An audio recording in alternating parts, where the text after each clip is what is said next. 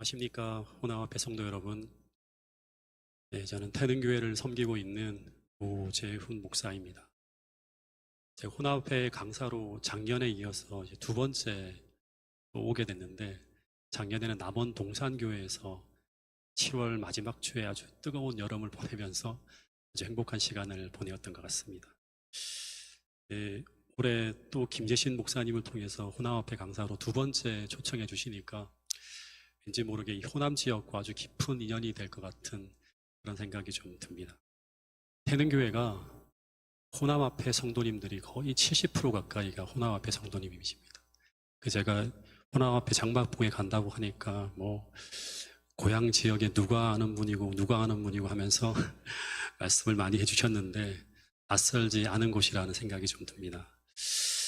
제가 강사로 초청을 받았을 때 한편으로는 참 영광이지만 한편으로는 제게 큰 부담이 되었습니다. 왜냐하면 제가 한없이 부족하다고 하는 것을 제 스스로가 굉장히 깊이 느끼기 때문입니다. 초청받은 시간부터 제가 어떻게 지냈을까요? 두 달이 죽 뻗고 지내지 못하고 늘 밤늦은 시간까지 이 호남앞에 성도님들을 향한 하나님의 기별이 성령 충만함으로 전해지기 위해서 정말 어제 밤늦은 시간까지 제가 근처에 와 잤는데 사모가 잠을 설칠 만큼 좀 오랫동안 기도하면서 드디어 이 자리에 섰습니다. 제가 부탁드리기는 2박 3일의 기간이 정말 은혜 충만하고 어떤 사람의 흔적이 보이지 않고 성령 충만함으로 우리 모두가 하나님께만 감사하고 오직 하나님께만 영광과 감사와 찬송을 돌릴 수 있는 그런 시간이 될 수 있도록 저를 비롯해서 우리 모두가 함께 기도드려 주시면 감사하겠습니다. 더하여서 이 한국 재림농원이 되살아나는 그 재림운동의 불길이 이 호남 지역에서부터 일어날 수 있기를, 그런 소망하는 마음으로, 그런 계기가 될 수 있기를 바라는 마음으로 제가 이 단에 섰습니다. 한 주간 오순절을 꿈꾸며라는 주제로 5번에 걸쳐서 아주 짧게 사도행전 1장, 2장 이 짧은 구절을 가지고 5번 정도 함께 공부하려고 하는데, 여러분 오순절이 어떤 날이죠? 이 오순절은 처음 교회가 시작된 날입니다.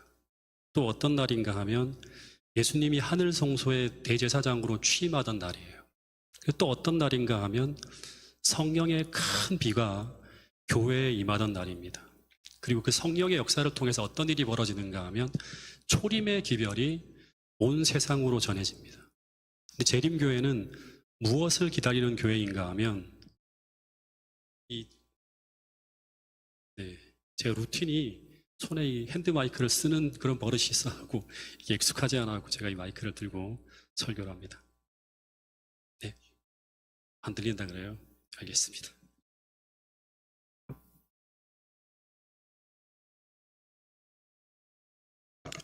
지역교회에서 안 들린다 그래서 제가 다시 루틴을 깨고 이 방법으로 제가 설교를 하도록 하겠습니다.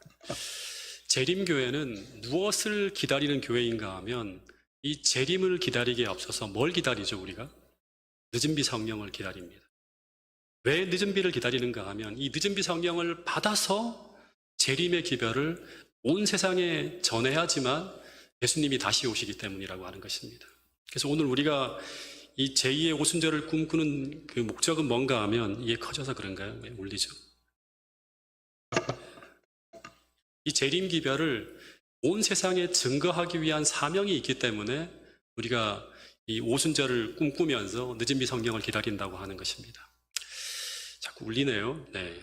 이번 집회를 통해서 호남앞에 모든 교회가 이 사명을 감당할 능력, 놀라운 성령의 불길을 구하면서 호남 전역에 선교 부흥의 역사가 일어나는 그런 계기가 이 장막 홍해를 통해서 일어날 수 있게 되기를 간절히 바라겠습니다. 오늘 첫 주제를 좀 한번 다뤄보도록 하겠습니다. 이 사도행전 1장 1절부터 2절에 보면 이런 말씀이 있습니다. 데오빌로여. 데오빌로여라고 하는 단어에 좀 밑줄을 그으시면 좋을 것 같습니다. 이 데오빌로여 하면서 내가 먼저 쓴 글에는 무릇 예수께서 행하시며 가르치기를 시작하신부터 그가 택하신 사도들에게 성령으로 명하시고 승천하신 날까지의 일을 기록하였노라 라고 하는 말씀이 나옵니다. 이 본문 사도행전 1장 1절을 보면 알 수 있는 것은 첫 번째는 뭔가 하면 이 사도행전의 수신자가 누구죠? 네, 다른 사람이 아니라 오늘 우리가 아니라 1차적인 수신자는 데오빌로라고 하는 사람이에요. 근데 이 사도행전의 저자는 이 데오빌로라고 하는 사람에게 편지를 지금 쓰고 있어요. 근데 본문을 보면 이 사도행전의 저자는 이 데오빌로에게 이 편지 말고도 뭐가 있다? 먼저 쓴 글이 있었다고 언급하고 있습니다. 그러니까 이 사도행전이라고 하는 편지는 데오빌로에게 쓴 두 번째 편지입니다. 근데 먼저 쓴 글의 내용이 뭔가 하면 예수께서 행하시며 가르치기를 시작하신부터 공생애의 시작부터예요. 그가 택하신 사도들에게 성령으로 명하시고 승천하신 날까지 기록한 글이라고 합니다.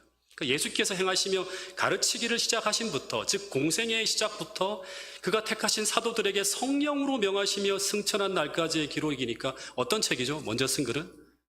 네, 복음서예요. 공생애의 시작부터 승천 때까지 기록이니까 복음서예요. 근데 우리가 네 권의 복음서를 알고 있는데 그 중에 어떤 책일까요? 네, 다 알고 계시네요. 누가복음 1장 1절부터 4절에 보면 우리 중에 이루어진 사실에 대하여 처음부터 말씀의 목격자가 되고 일꾼된 자들이 전하여 준 그대로의 내력을 저술하려고 붓을 든 사람이 많은지라 그 모든 일을 근원부터 자세히 미루어 살핀 나도 데오빌로 각하에게 차례대로 첫 번째 보내고 두 번째 보내고 차례대로 써보내는 것이 좋은 줄 알았노니 이는 각하로 그 배운 바의 확실함을 알게 하려 함이로다. 그러니까 여기 보면 누가복음의 수신자도 데오빌로예요. 그러니까 누가복음과 사도행전의 저자는 같은 사람 누가라고 하는 걸 알 수 있습니다. 책에 쓰여진 순서를 보면 먼저는 누가복음이 먼저 쓰여졌고 추가로 두 번째 책이 쓰여졌는데 그 두 번째 책이 바로 뭔가 하면 오늘 우리가 공부하게 되는 사도행전입니다. 첫 번째 책인 누가복음은 예수님에 대한 이야기인 복음서이고 두 번째 책인 사도행전은 초대교회의 역사에 대한 이야기입니다. 그런데 이 누가가 왜 누가복음과 사도행전이라는 책을 차례대로 기록하였을까요? 그 이유는 사도행전 1장 1절의 내용을 보면 이 데오빌로라는 사람을 어떻게 할 목적으로? 전도할 목적으로 혹은 양육할 목적으로. 그래서 예수님에 대한 자료와 초기 교회에 관한 자료를 다 모으며 한 절 한 절 간절히 기도하며 최선을 다해 기록하여 그 글을 써보내게 되었는데 그 한 절 한 절이 다 뭐가 되었다? 잠깐만요. 뭐를 꺼라고 하는데? 마이크 스탠드 왼쪽 전원을 켰습니다. 한 절 한 절 기도하며 최선을 다해 기록하며 그 글을 써 보내게 되었는데 그 한 절 한 절에 영감이 부어지며 그 글이 영감받은 성경으로 구별되어졌다고 하는 것입니다. 지금 하여튼 이 집회가 되게 중요한가 봐요. 막 울리고 지금 좀 여러 가지 불편함들이 계속 있는데 하여튼 여러분 집중해 주시기 바랍니다. 그리고 오늘까지 모든 그리스도인들이 그 편지서를 읽으면서 하나님의 뜻을 깨닫고 그리스도에 대해 배우면서 초기 교회의 모습을 배우게 되는 성경으로 이제 되어졌다고 하는 것입니다. 여러분 한번 생각해 보면 당시 누가는 이 편지를 쓸 때 자신이 성경을 기록한다는 생각으로 이 글을 썼을까요? 그렇지 않고 단지 자신처럼 구약 성경의 배경이 전혀 없는 한 이방인을 구원하기 위해 이 편지를 쓴 거예요. 그러니까 이 누가라고 하는 사람도 이방인 그리스도인이죠. 이미 마가복음과 마태복음이라고 하는 책이 있었지만 이 마태복음은 구약 배경이 있어야지만 이해되는 유대인을 위한 책이고요. 마가복음은 처음 나온 성경이기 때문에 이방인들이 보기에는 설명이 필요한 내용들이 너무나 많이 있었어요. 그래서 누가가 어떻게 하는가 하면 그 책 보세요 하는 게 아니라 이 이방인 구도자 데오빌로를 섬기기 위해서 새롭게 기도하며 쓴 책이 바로 뭐다? 누가복음이라고 하는 책이에요. 그래서 이 데오빌로가 이 복음서를 읽고 나온 후에 궁금한 거예요. 그러면 예수님의 가르침을 받고 대사명을 부여받은 그 교회는 어떻게 시작되었고 어떻게 지금까지 이루어져 왔는지 궁금한 것입니다. 누가가 두 번째 또 그 책을 쓰는데 그 책이 바로 사도행전이라고 하는 책입니다. 그래서 한 개인을 구하기 위해 쓴 글이 수많은 사람을 구원하고 한 개인을 양육하기 위해 쓰여진 글이 수많은 사람을 그리스도께로 인도하는 영감받은 책이 되어졌다고 하는 것입니다. 여러분, 한 영혼을 구원하기 위해 봉사하고 섬기는 그 모든 일들은 실제 나에게 큰 축복이 된다고 하는 사실을 꼭 기억할 수 있게 되기를 간절히 바라겠습니다. 더하여 모든 거듭난 그리스도인들에게는 누구나 나만을 위해 살고 싶지 않고 다른 사람을 섬기고 싶어하는 열정이 있다고 하는 것입니다. 즉 모든 거듭난 그리스도인에게는 다 내가 기도하며 섬기는 나의 영혼이 반드시 있다고 하는 사실을 꼭 기억할 수 있게 되기를 간절히 바라겠습니다. 제가 처음 교육 전도사로 이 미아동 교회에서 봉사를 하고 있을 때였는데, 당시 청년들에게 제가 다니엘서를 이제 가르치고 있었습니다. 근데 그때 한 청년이 제게 개인적으로 계시록을 좀 가르쳐 주세요 하고 전도사님하고 부탁하는 거예요. 근데 제가 그 당시에는 계시록을 한 번도 제가 가르쳐 본 적이 없는 사람이었습니다.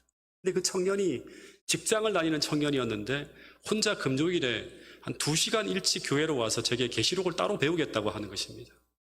혼자 금요일 날 일찍 한 2시간 일찍 와서 계시록을 배우겠다고 하는데, 제가 계시록을 한 번도 가르쳐 본 적이 없기 때문에 되게 당황스럽지만 이 친구의 열정 때문에 제가 이 친구를 가르치기로 결심하고, 그러면서 어떻게 했는가 하면 이 친구에게 계시록을 가르치려고 하면 제가 한 번도 공부해 본 적이 없기 때문에 많은 시간 연구하고 자료를 모으고 기도하면서, 마치 누가복음 11장에 보면 제게 그 허기진 배를 쥐어잡고 떡을 구하고 있는 그 친구에게 생명의 떡을 나눠주기 위해서 제가 하늘을 향해 구하고 찾고 두드리는 그런 심령으로 오랜 시간을 보낸 후에 제가 그 친구를 가르쳤는데요, 한 1년 가까이 가르쳤는데 가장 큰 축복을 받은 사람이 누구였을까요? 네, 그 청년보다 바로 저였습니다. 당시 그 친구를 가르치면서 어떤 일이 제게 벌어졌는가 하면 계시록이 완전 열리는 거예요. 이 친구가 얼마나 꼬치꼬치 질문하는지 제가 또 연구하고 또 연구하고 또 연구하면서 거의 그 당시에 나왔던 모든 자료를 다 찾아봤어요. 그리고 그렇게 연구한 빛을 가지고 제가 그 다음에 제 첫 부임지인 원당교회에서 계시록을 어떻게 하는가 하면 제가 새벽 기도 2번, 화요일 금요일 저녁 설교로 1번 해서 총 3번이나 계시록을 나눌 수 있었고요. 그 당시 그 새벽 기도 나오신 분들이 계시록에 대한 관심이 되게 많았기 때문에, 그리고 계시록을 더 깊이 연구할 수 있는 틀을 만들 수 있는 계기가 바로 그 청년을 1년 동안 가르친 그 사역을 통해서였다고 하는 것입니다. 마찬가지로 누가복음을 기록한 이 누가도 이 데오빌로라고 하는 한 사람을 구원하기 위해 수많은 기록들을 모으고 찾고 노력하는 가운데, 그로 인해 먼저 데오빌로가 복을 받기도 했지만 가장 큰 축복을 받은 사람은 바로 누가라고 하는 사실입니다. 그 누가복음을 기록하면서 예수님에 대해서 가장 자세히 알게 되는 축복을 누렸고요, 더하여서 초기 교회 역사에 대한 정말 주옥 같은 빛을 깨닫게 되면서 하나님께서 어떻게 교회를 이끌어 가시는지에 대한 굉장히 중요한 그런 기별들을 사도행전에 담게 되었다고 하는 것입니다.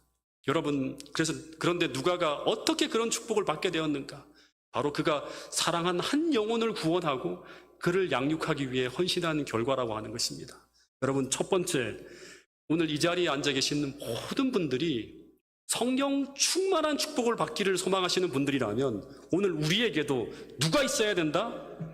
하나님께서 오늘 나를 통해 구원하시고자 하는 나의 영혼, 나의 데오빌로가 있어야 함을 잊지 않게 되기를 간절히 바라겠습니다. 그럼 이제 이 누가가 데오빌로를 구원하고 양육하기 위해 진짜 간절히 기도하며 기록한 이 초기 교회 역사서인 사도행전 속으로 한번 들어가 보도록 하겠습니다. 오늘 공부할 성경절은 이 한 절입니다. 사도행전 1장 3절 말씀을 같이 한번 읽어보겠습니다. 시작.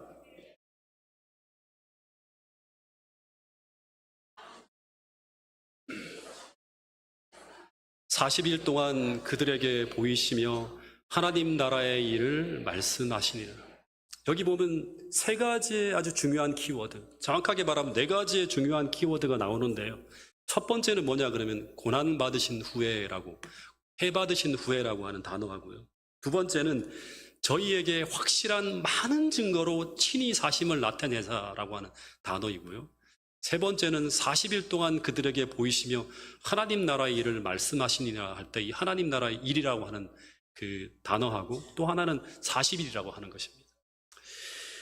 저는 이 사도행전의 시작에 등장하는 3가지 혹은 4가지의 단어를 통해서 초기교회 성도들의 특징을 한번 좀 생각해 보려고 합니다. 여기 먼저 고난받으신 후에라고 하는 말은 어떤 말인가 하면 예수님의 죽음, 즉 십자가의 사건을 가리키는 것이죠. 사도행전의 시작에 등장하는 사람들은 어떤 사람들인가 하면 예수님께서 고난받으신 후에, 해받으신 후에 등장하는 사람들이에요. 즉 그들은 그분이 십자가에서 피투성이가 되어 돌아가시는 그분의 모습을 직접 보았던 사람들입니다. 조금 더 자세히 말하면 그들은 십자가 사건을 목격했고, 그리고 그 십자가 사건을 통해서 그들의 개인의 삶에 어떤 일이 일어났는지를 알고 있는 사람들이에요.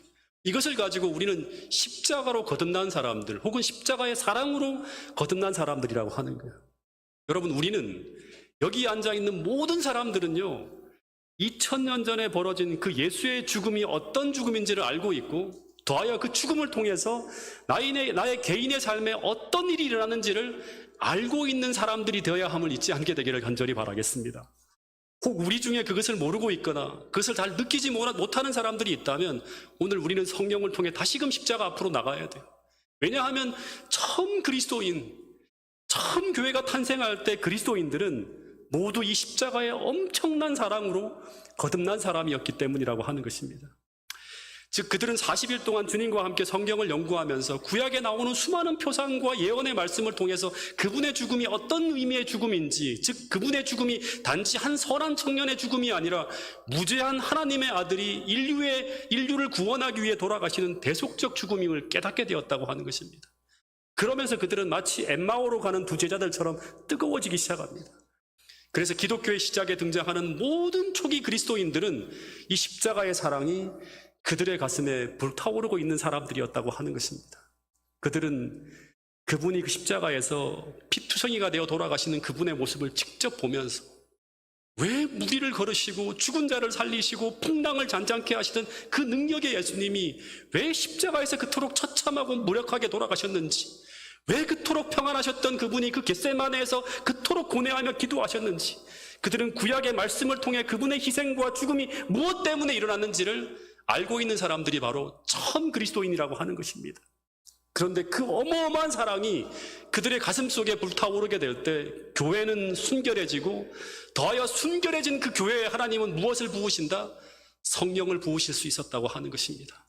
호남 앞에 모든 성도들의 가슴 속에 그리스도의 십자가의 사랑이 불타오르게 되는 그런 기간이 이번 이 장막 부흥의 기간이 될 수 있기를 간절히 바라겠습니다. 또 하나 이 본문을 보면 예수님은 부활하신 후 40일 동안 이들에게 특별히 하신 일이 또 하나 있었는데, 그것이 무엇인가 하면 주님께서 40일 동안 그들에게 확실한 많은 증거로 친히 사심을 보이셨다고 합니다. 이 사도행전에 등장하는 초기 교회 성도들은 어떤 사람들인가 하면 이들은 부활하신 주님을 친히 목격한 사람들이에요.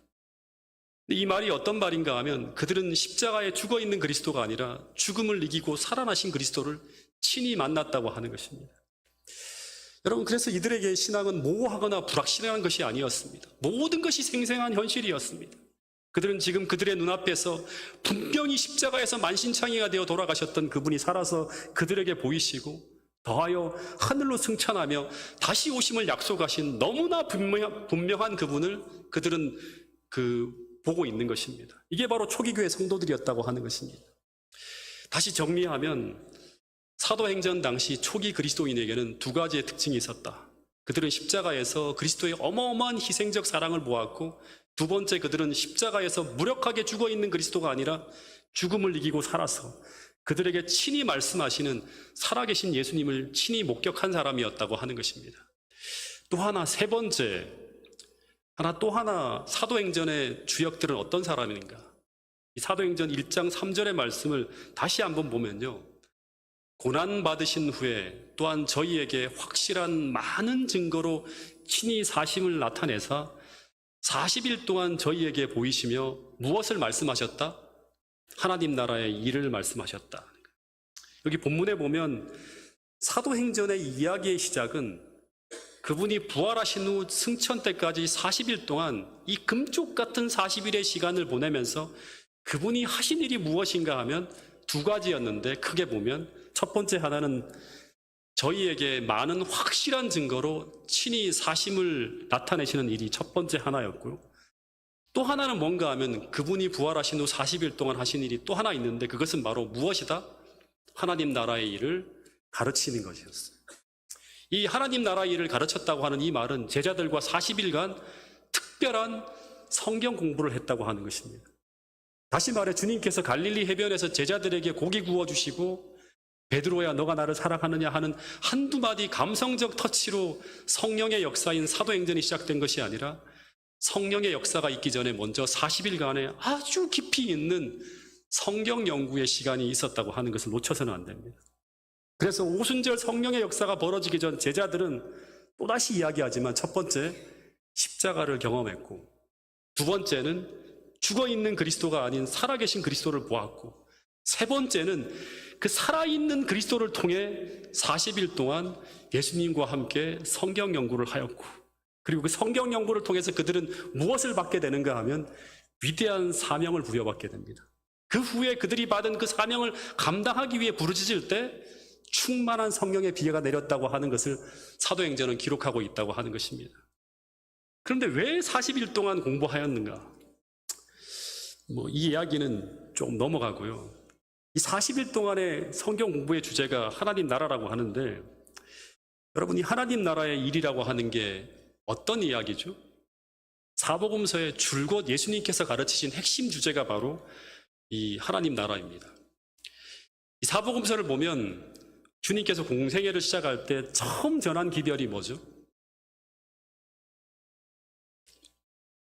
회개하라, 천국이 가까웠다고 하는 말씀이고, 공생애 내내 주님이 가르쳤던 기별도 이 하나님 나라가 어떻게 우리 마음속에 그리고 어떻게 우리 생애에 이루어지는지 그 하나님 나라의 일에 관한 말씀을 전하셨습니다. 이 씨 뿌리는 자의 비유, 누룩의 비유, 숱한 이야기를 통해 예수님은 이 하나님 나라를 우리 마음에 심기 위해 하나님 나라의 일을 가르쳤다고 하는 것입니다. 그런데 이 하나님 나라의 일이란 도대체 어떤 것일까?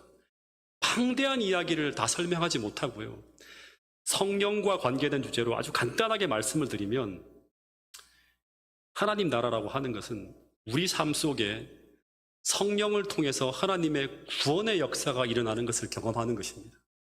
기억하세요. 진짜 중요한 부분입니다. 하나님 나라란 무엇이다? 우리 마음 속에 혹은 우리 삶 속에 성령을 통해 하나님의 구원의 역사가 일어나는 것을 경험하는 것이다. 그래서 주님이 마태복음 12장 28절에 보면 이 하나님 나라를 이렇게 한번 설명해 주셨어요. 같이 한번 읽어보겠습니다. 마태복음 12장 28절 시작. 그러나 내가 하나님의 성령을 힘입어 귀신을 쫓아내는 것이면 하나님 나라가 이미 너희에게 임하였느니라. 그러나 내가 하나님의 성령을 힘입어, 하나님의 능력을 힘입어 귀신을 쫓아내는 것이면, 우리 삶에 수많이 벌어지는 고통의 문제를 해결할 수만 있다면 하나님 나라가 이미 너희에게 임하였다고 합니다. 즉 하나님 나라는 우리가 하나님의 성령을 힘입어 사단의 권세를 물리치는 역사가 우리 삶에 실제로 일어나는 것을 경험하는 것이 바로 무엇이다? 하나님 나라라고 하는 것입니다. 즉 그런 경험이 일어나고 있는 사람, 그것을 체험하고 있는 사람, 즉 오늘 우리가 이 땅에서의 힘만이 아니라 하늘의 권능을 이 땅의 현실에서 사용하고 있는 사람, 그 사람은 이미 하나님 나라가 그 마음속에, 그 삶 속에 임하고 있는 사람이라고 말씀하고 있는 것입니다. 사도 바울은 예수님의 이 가르침을 쭉 듣고 난 다음에 하나님 나라를 또 이렇게 설명하고 있습니다. 같이 한번 읽어보겠습니다. 시작.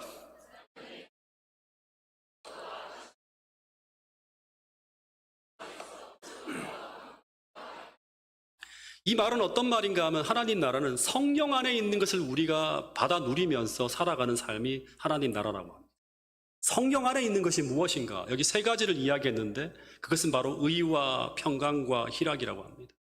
그래서 오늘 한편으로는 성령을 통해서 사단의 권세를 물리치는 힘과 능력을 공급받고, 또 한편으로는 성령을 통해서 성령 안에 있는 하늘의 풍성한 은혜와 축복을 선물로 받아서, 믿음으로 선물로 받아서 그 은혜와 축복과 능력을 이 땅에서 누리는 삶을 살아갈 때 우리는 하나님 나라가 우리 안에 시작되었음을 확신할 수 있다고 성경은 이야기하고 있는 것입니다. 제가 가끔 전도회를 갈 때마다 자주 쓰는 제 예화 중에 하나가 뭔가 하면, 제가 처음 교회에 나오게 될 때 제가 경험한 하나님 나라 이야기를 꼭 합니다. 제가 고등학교 시절에 제가 너무나 불행해서 매일매일 죽고 싶었습니다. 왜냐하면 미래에 대해 희망이 없는 거예요. 너무나 암울하고, 또 학업에 대한 부담이 너무나 컸기 때문에 매일같이 죽고 싶었습니다. 너무나 스트레스가 심해서 제가 매번 이 모의고사 시험을 칠 때 시험장에서 어떤 강박 증세로 인해서 시험지에다가 답안을 못 옮겨 놓는 일이 벌어졌습니다. 즉 내가 정확한 답안을 쓰고 있는지 믿지 못하는 것입니다. 그러다가 나중에 이 증세가 더 심해지니까 시험을 중간에 포기하고 돌아오는 일이 벌어지면서 저는 제가 정신적으로 큰 장애가 생겼다고 하는 생각을 하게 됩니다. 매일매일 불안하고 두려워서 불면증에 시달리는, 어떻게 보면 지옥과 같은 그런 밤을 쭉 보내게 되는데, 그 시간 동안 제가 경험했던 걸 생각해 보면 식욕도 없고 잠도 못 자고 젊은 날의 희망은 다 사라지고 매일매일 죽음을 생각하며 하루하루 살아가고 있는데, 이것이 바로 뭔가 하면 죄에게 임한 지옥이었어요. 지옥. 그러니까 뭔가에 사로잡혀서 매여 있다고 하는 것을 알고 있는데 거기서 스스로 헤어나올 수가 없는 거예요. 매일매일 불안하고 매일매일 긴장하고 매일매일 희망이 없는 그런 죽고 싶은 마음이 막 절망처럼 몰려오는 거예요. 이게 제가 진짜 중요한 고등학교 3학년 시절에 제가 경험했던 그 시간들입니다.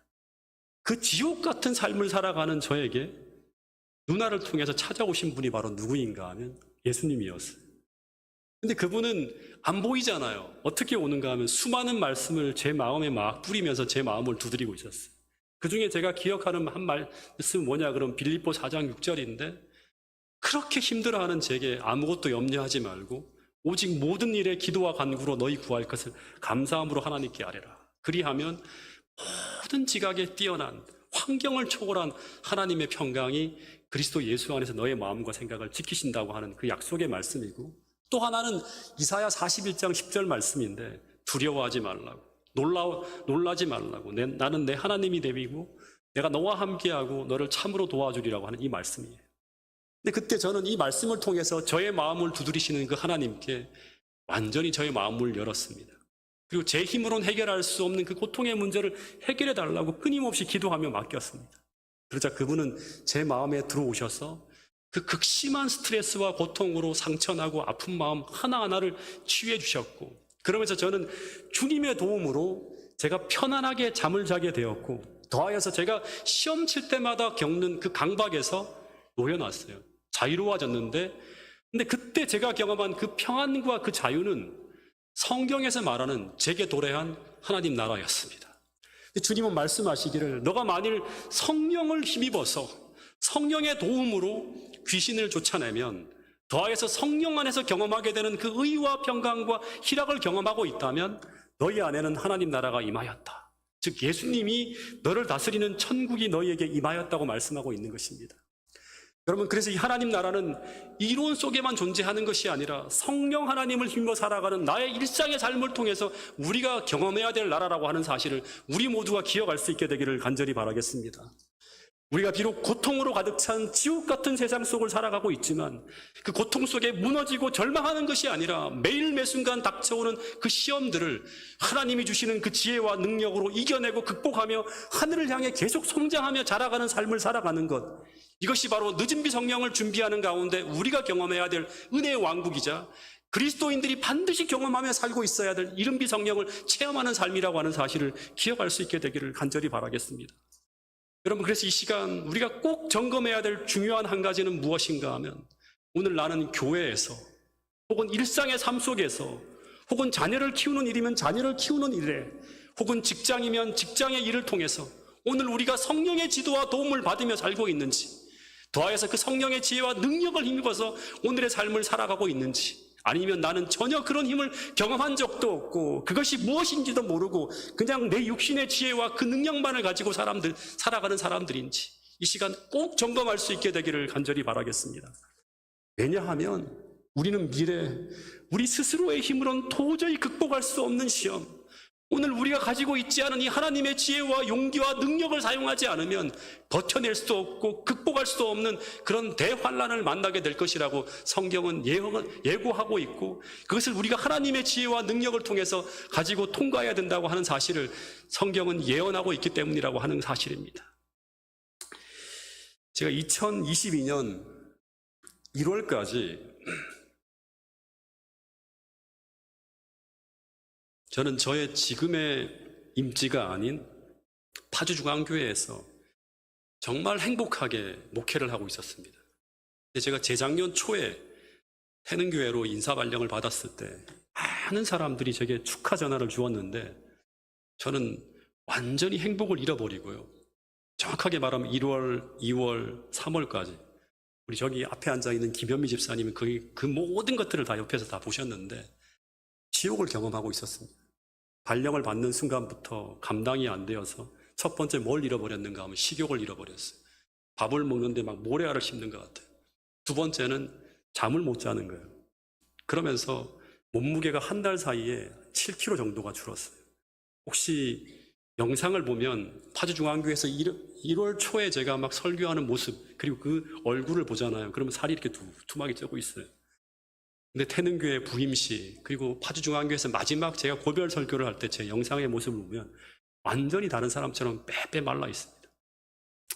그 자리를 감당할 수 있을 때 그 위치가 행복한 자리가 되지, 그것을 감당할 능력이 안 되는 사람에게는 그것은 엄청난 짐과 부담이 되는 것이고, 더하여 그 짐과 부담이 커지면 고통이 되고요, 심지어는 가시방석에 앉는 것과 같은 그런 시간을 보내는 것입니다. 왜냐하면 제가 당시 지금 18년 차거든요. 제가 태능교회 부임할 때 연차가 16년 차입니다. 이 16년 차가 어떤 말인지 잘 모르시면 제가 잠깐 설명해 드리면, 서중환 앞에 목회자 현황을 보면요, 서중환 앞에 목회자가 총 222명입니다.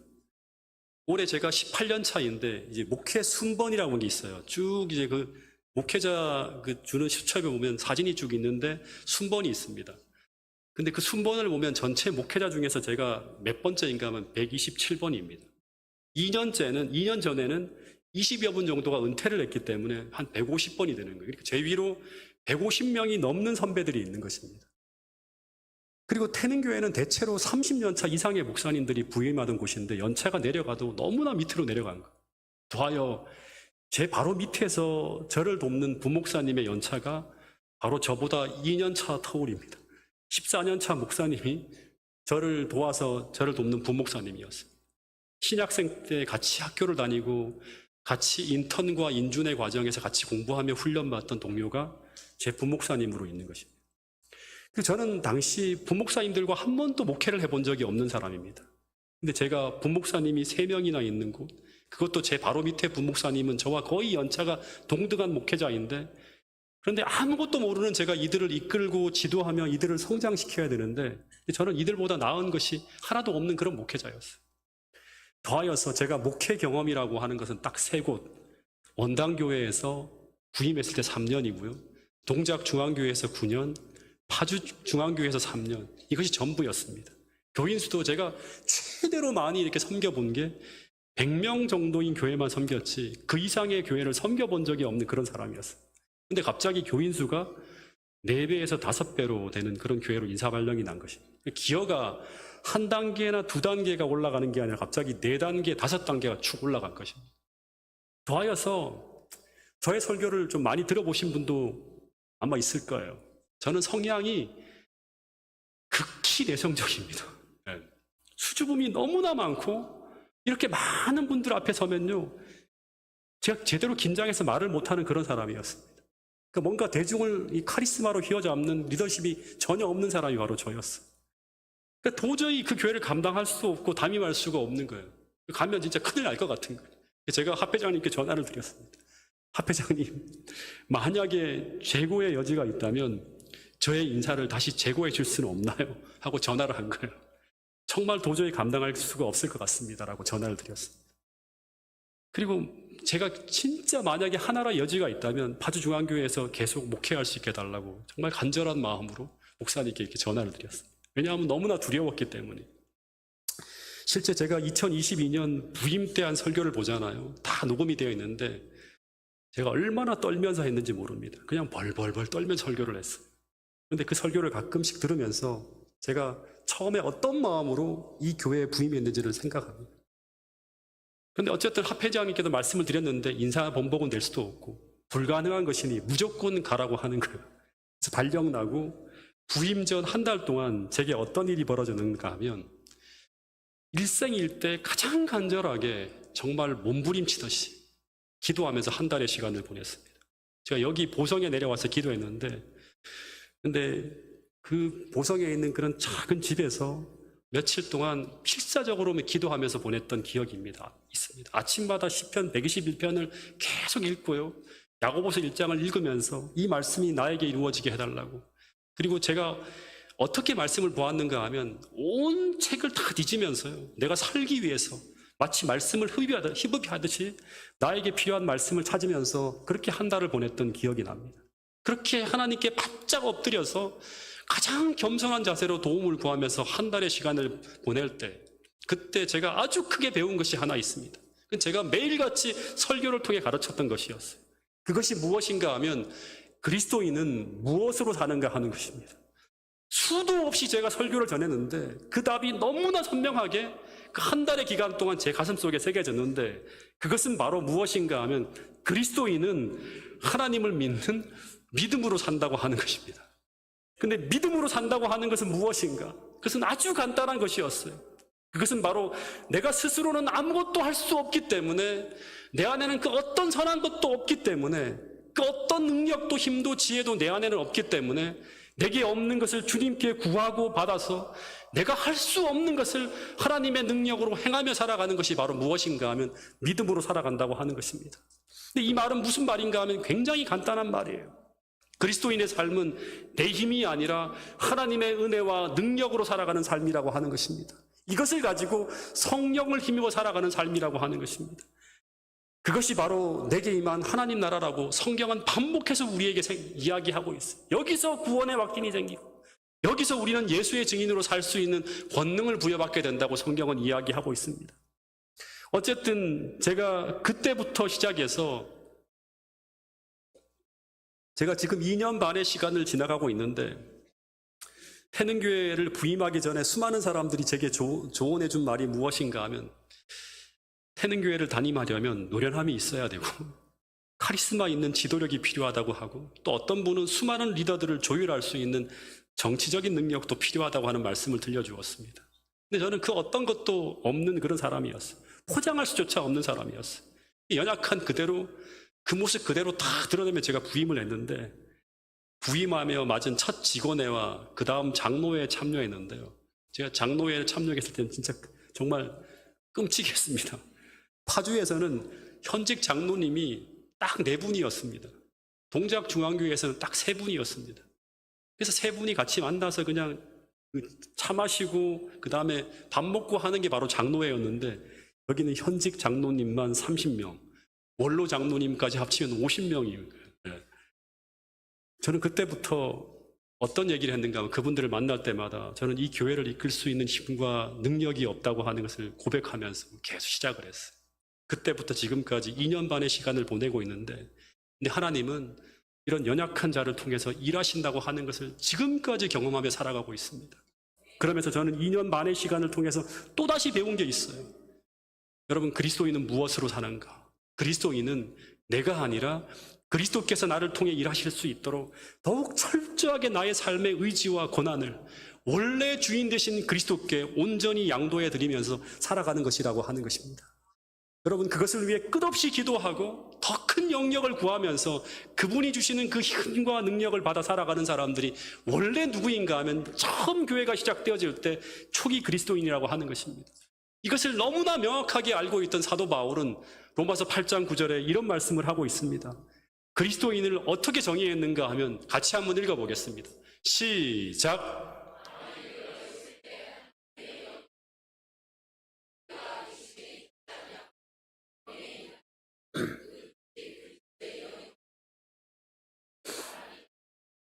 그리스도인은 그리스도의 영을 소유한 사람이고 그들은 성령 하나님을 힘입어 살아가는 사람이라고 사도 바울은 이야기하고 있습니다. 여러분, 오늘 이제 첫 시간에 말씀을 줄이면서 그리스도인은 첫 번째는 그분의 십자가의 사랑을 통해서 하나님께서 얼마나 우리를 사랑하는지를 깨닫고 알고 있는 사람이다. 두 번째, 그리스도인은 어떤 사람인가? 그리스도인은 그분이 지금도 살아서 우리를 위해 하늘 성소에서 봉사하시고 있다고 하는 사실을 믿음으로 생생하게 깨닫고 날마다 그분을 믿음으로 우리 스스로의 힘으로는 할 수 없는 그 일을 약속하신 것을 받아 이루어내는 놀라운 역사를 성취하는 사람들이 바로 누구이다? 초기 그리스도인이라고 하는 사실입니다. 오늘 우리 모두가 초기 그리스도인, 다시 말하면 원래 그리스도인으로 살아가기 위해서 그런 어떤 결심을 가지고 이 자리에 나오신 분이라고 하면 성령 하나님의 임재가 꼭 필요하다고 하는 사실을 깨닫고 우리 모두가 이 말씀, 마지막 말씀 같이 한번 읽고 오늘 첫 시간 말씀을 줄이도록 하겠습니다. 누가복음 11장 9절부터 13절까지 있는 말씀입니다. 같이 한번 읽어보겠습니다. 시작. 구하라, 그러면 너희에게 주실 것이요. 찾으라, 그러면 찾아낼 것이요. 문을 두드리라, 그러면 너희에게 열릴 것이니 구하는 이마다 받을 것이요. 찾는 이는 찾아낼 것이요. 두드리는 이에게는 열릴 것이니라. 너희 중에 아비 된 자로서 누가 아들이 생선을 달라 하는데 생선 대신에 뱀을 주며 알을 달라 하는데 전갈을 주겠느냐? 너희가 악할지라도 좋은 것을 자식에게 줄 줄 알거든 하물며 너희 하늘 아버지께서 구하는 자에게 성령을 주시지 않겠느냐? 하나님께서 간절하게 우리에게 주고 싶어 하시는 이 성령 풍성하게 받아 누리는 이번 장막 부흥의 기간이 될 수 있기를 간절히 바라면서 오늘 첫 번째 말씀을 줄이도록 하겠습니다.